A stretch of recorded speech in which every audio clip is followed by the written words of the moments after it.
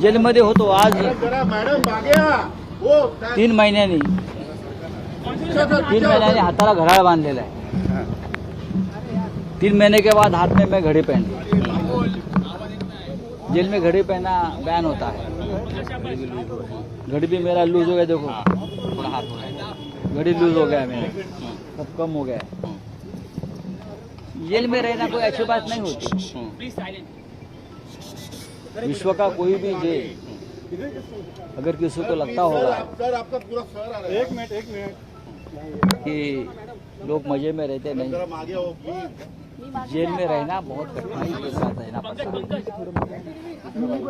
इसलिए जेल की संकल्पना बनाई गई। लेकिन अब आया हूँ, लोगों ने जोर से स्वागत किया, प्यार दिया। मुझे तो लगा था कि 3 महीने के बाद लोग मुझे भूल जाएंगे, लेकिन मैं कल से देख रहा हूँ, आज सुबह से देख रहा हूँ। आज सुबह अभी मैं माननीय उद्धव ठाकरे साहब से मिलने जाऊंगा। कल वो लगातार मेरे से बात कर रहे थे। आज सुबह शरद पवार साहब का भी फ़ोन था, वो भी बीमार है, लेकिन पवार साहब को भी मेरे बारे में बहुत फिक्र थी है, तो मैं पवार साहब से जाकर मिलूंगा। बहुत लोगों के फ़ोन आ रहे हैं। अभी डॉक्टर सुब्रमण्यम स्वामी जी का फ़ोन चल रहा था। कल जिस प्रकार का कोर्ट ने ऑर्डर दिया है, उस बारे में पूरे देश में एक अच्छा माहौल बना है।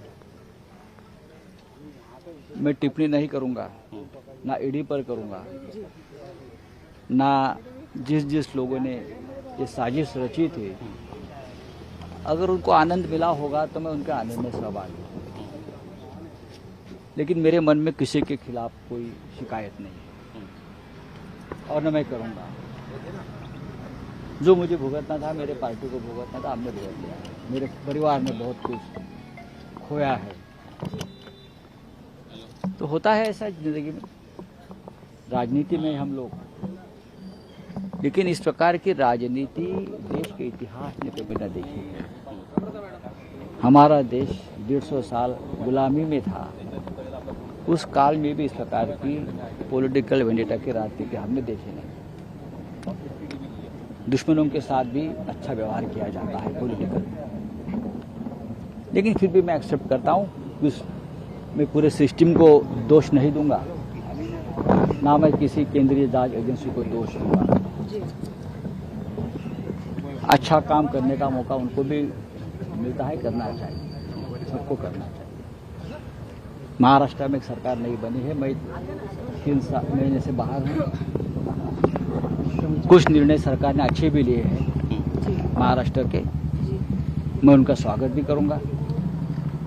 विरोध के लिए विरोध नहीं करेंगे हम लोग, कभी ना किया है। जो चीज़ें जनता के लिए और राज्य के लिए और देश के लिए अच्छी होती है, उनका हमेशा स्वागत करना चाहिए। महाराष्ट्र में देवेंद्र फडणवीस जी ने कुछ निर्णय अच्छे लिए हैं। जब मुझे अखबार पढ़ने का मौका मिलता था तो मैं पढ़ लेता था, मैं ये भी देखता था कि अच्छा निर्णय है। खास करके हाउसिंग जो है, गरीबों के लिए घर देने का फैसला, म्हाड़ा को अधिकार देने का फैसला, जो हमारे सरकार ने वो अधिकार छीन लिए थे, वो मुझे अच्छा नहीं लगता था। लेकिन म्हाड़ा बोर्ड को वापस अधिकार देने का फैसला फडणवीस साहब ने लिया है, वो मुझे अच्छा लगा। ऐसे बहुत से निर्णय है, सरकार होती है, अच्छे निर्णयों का स्वागत होना चाहिए। जेल में किस तरह से समय बिताते थे, क्योंकि आपने कहा था कि बीच में आपकी तबीयत खराब हो गई, अभी भी है खराब। तो जेल में कैसे समय बिताते थे सर आप? तबीयत मेरी जेल में भी खराब थी, अभी भी खराब है। मैंने कहा कि जेल में रहना ये कोई आनंद की बात नहीं होती। जो दीवारें होती है जेल की, उससे बात करनी पड़ती है। बड़ी बड़ी दीवारें होती है जेल में, जो बाहर से कोई संबंध नहीं रहता, तो उनसे बात करनी पड़ती है हमको, एकांत में बात करनी पड़ती है। मैं सोचता था जेल में कि वीर सावरकर 10 साल से ज्यादा जेल में कैसे रहे, लोकमान्य तिलक मंडाले में 6 साल से ज्यादा कैसे रहे, इमरजेंसी में अटल बिहारी वाजपेयी से लेकर बड़े बड़े नेता जेल में 2-2 साल कैसे रहे। इस बारे में जब मैं सोचता था तो मैं ये देखता था कि ठीक है, जो राजनीति में है उनको कभी न कभी जेल में जाना पड़ता है, तो मैं चला गया। कोई गैर व्यवहार हुआ सर आपके साथ जेल में? कल आपने कहा शरद पवार यांचं नाव आहे, त्याच्यामुळे भीती निर्माण व्हावी म्हणून तुम्हाला अटक करण्यात आली। कल आपने कहा कि दिल्ली से आदेश आया था आपको जेल भेजने का, और जेल भेजकर उन्होंने बहुत बड़ी गलती की है। नहीं, देखिए, अगर किसी को भी गलत इल्जाम में जेल भेजा जाता है तो वो गलती है किसी के लिए। मैं नहीं मानता हूं, मैं मेरे बारे में बोल रहा हूं। अनिल देशमुख जी के बारे में भी हाईकोर्ट ने जो निरीक्षण दिया वो देखने लायक है। लेकिन ठीक है, कल के ऑर्डर से इस देश की न्याय व्यवस्था के ऊपर का विश्वास लोगों का जो है, न्याय मंदिर जिसे हम कहते हैं, सब बढ़ गया है। सर, आज आप उद्धव ठाकरे और शरद पवार जी से मिलने वाले हैं?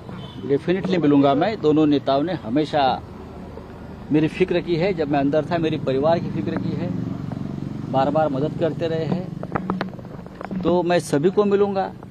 मैं 2-4 दिन में राज्य के उप मुख्यमंत्री देवेंद्र फडणवीस जी को भी मिल रहा हूं। कुछ लोगों के कामों के लिए मैं मिलना चाहता हूं, उनको जरूर मिलूंगा। सर, मराठीमध्ये सांगा सर, 103 दिवस उप मुख्यमंत्री से मिलेंगे आप? मुख्यमंत्री से मिलकर बात देखिए, मैं लगता है कि राज्य का जो कारभार है उप मुख्यमंत्री चला रहे हैं। जो मेरा निरीक्षण है कि इस राज्य का नेतृत्व आज भी फडणवीस जी कर रहे हैं, अनुभवी नेता है, और बहुत से महत्वपूर्ण निर्णय मैं उनके मुंह से सुन रहा हूं, और जो मेरा काम है सरकारी वो उनके डिपार्टमेंट में है। सर, आपकी ज्यांनी निष्ठा सोडली, त्यांचं काय होणार मग? आपकी लड़ाई बीजेपी से, और आप कह रहे हैं कि बीजेपी के उप मुख्यमंत्री से मिलेंगे, तो ये विरोधाभास है। मुख्यमंत्री किसी पार्टी का नहीं होता, वो राज्य का होता है। प्रधानमंत्री देश का होता है, किसी एक पार्टी का नहीं होता।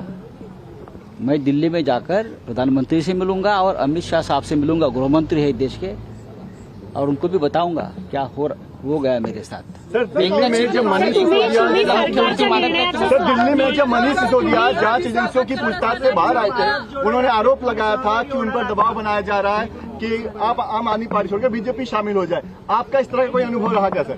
देखिए, इस बारे में मैं जल्दी बात करूंगा, आज नहीं बात करूंगा। सर, मराठीमध्ये सांगा की 103 दिवस तुम्ही तुरुंगामध्ये राहिला, तो अनुभव नेमका कसा होता? कुणाकुणाच्या आठवणी तुम्हाला? तो अनुभव आता इतक्या लवकर सांगण्यासारखा नाही आहे, आणि आठवणी तर खूप येतात।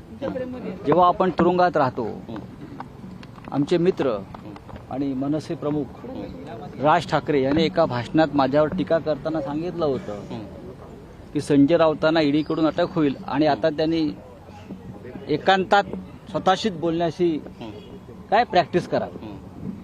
मला त्यांना सांगायचं आहे की हो, मला ईडीने अटक केली, ती बेकायदेशीर होती असं कोर्टाचं म्हणणं आहे, आणि राजकारणामध्ये शत्रूच्या संदर्भातही अशा भावना आपण व्यक्त करू नयेत की तो तुरुंगात जावा।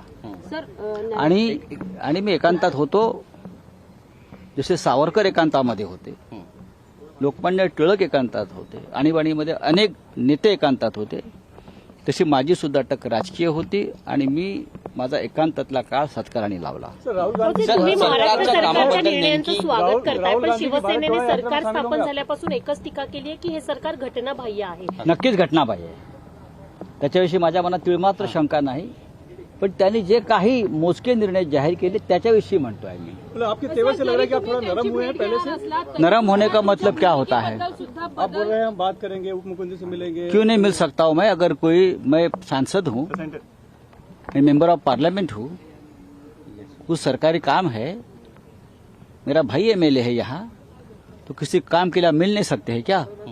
क्या है ये? महाराष्ट्र है,